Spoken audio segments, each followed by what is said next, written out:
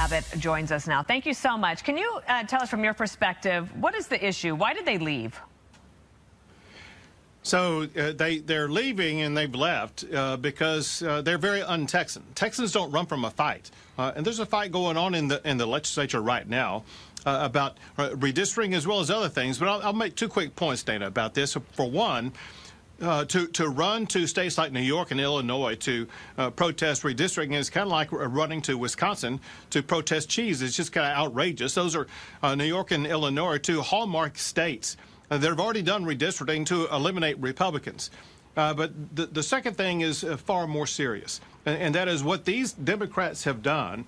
Just a small fraction of them were needed to break a quorum, and that small fraction is holding hostage legislation in the state of Texas, where we will be able to provide assistance and reform for all of the victims of that horrific flooding that we've had in the state of Texas. Our fellow Texans are being let down and not getting the flood relief they need because these Democrats have absconded from the responsibility, and I believe they have forfeited their seats in the state legislature because they're not doing the job they were elected to do. Governor, let me show everybody here what you were talking about. I think we have this map of Illinois and the districts as they've been drawn. And as you point out, it's been over and over again. They make these small little squiggly lines to make sure that they can figure out the best way to get Democrats there. So that's an example of what you were talking about. I want to play for you this sound from State Representative Gene Wu. He's a Democrat from Texas. Here's what he said. The tool they're using is a racist, gerrymandered map. A map that seeks to use racial lines to divide hard-working communities. And Governor Abbott is doing this in submission to Donald Trump, so that Donald Trump could steal these communities' power and voice.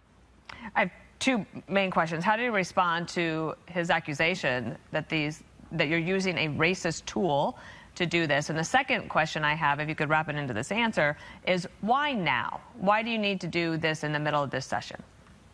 Sure. So what he just said is totally bogus.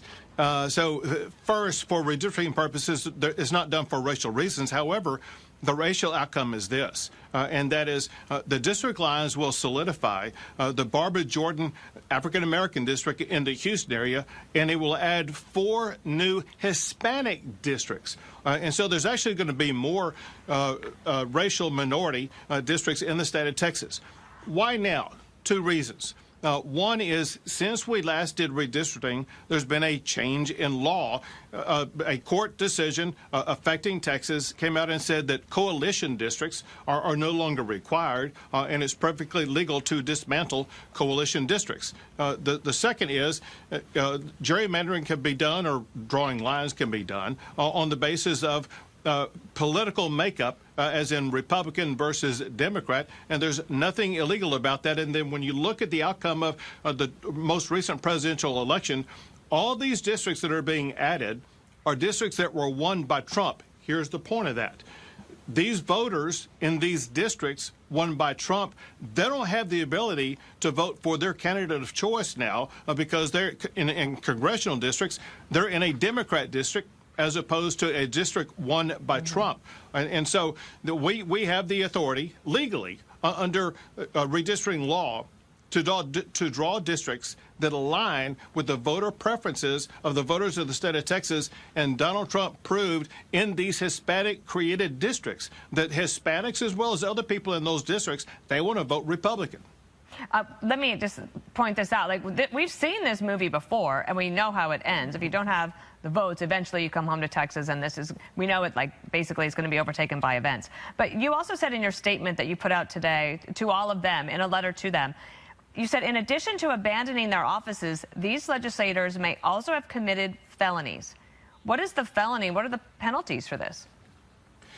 So very simply, it would be bribery if any lawmaker took money to perform or to refuse to perform an act in the legislature.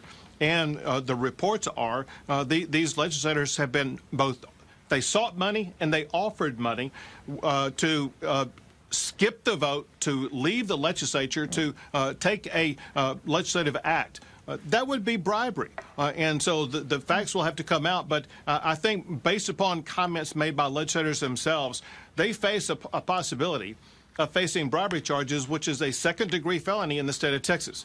There's one way to cure that, and that is if they get back to the state of Texas and make quorum today at a hearing that we have at 3 o'clock, they can cure themselves of any quid pro quo that would subject them to potential bribery charges. All right, Governor Abbott, well, we'll be watching Martha's show, the story, at 3 o'clock Eastern to see if by the end of that show they come back. Thank you so much, Governor. Good to have you. We'll be covering the return of